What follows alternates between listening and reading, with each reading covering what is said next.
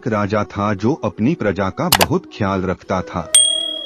वह अपनी प्रजा के बीच जाता और उनकी समस्याओं को सुनता था। वह कोशिश करता था कि वह उनकी समस्याओं को दूर कर सके। उसकी कर्तव्यनिष्ठा के चर्चे दूर दूर तक फैले हुए थे। एक बार राजा अपने राज्य में भ्रमण करने के लिए निकले हुए थे। तब उनके कुर्ते का एक बटन टूट गया।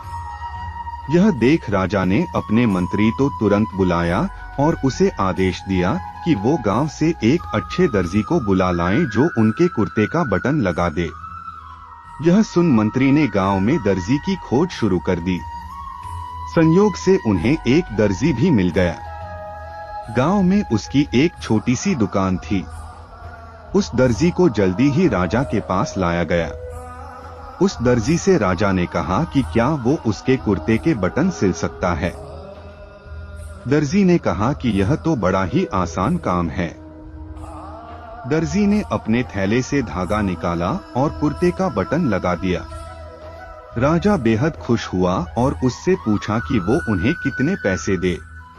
इस पर दर्जी ने कहा कि इतने से काम के लिए वो पैसे नहीं ले सकता है। इस पर राजा ने कहा कि वो इसकी कीमत जरूर देंगे। दर्जी ने सोचा कि उसने तो बस धागा ही लगाया है, तो उसके 2 रुपए मांग लेता हूँ।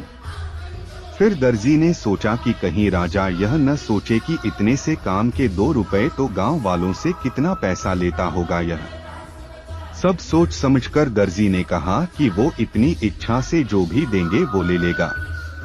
यह सुन राजा ने अपनी हैसियत के मुताबिक उसे 2 गांव देने का फैसला किया। राजा ने कहा कि कहीं समाज में उसका रुतबा छोटा न हो जाए, इसलिए उसने यह आदेश दिया। दर्जी ने मन में सोचा कि कहाँ तो वो 2 रुपए मांग रहा था और कहाँ वो 2 गांव का मालिक बन गया। सीख, इस कहानी से हमें यह सीख मिलती है कि हम सभी अपनी क्षमता के अनुसार सोचते हैं, लेकिन भगवान हमें अपने हिसाब से सब कुछ देते हैं। हम छोटा मांगते हैं और कई बार भगवान हमें उनके देने की क्षमता के आधार पर कुछ अच्छा और बड़ा दे देते हैं।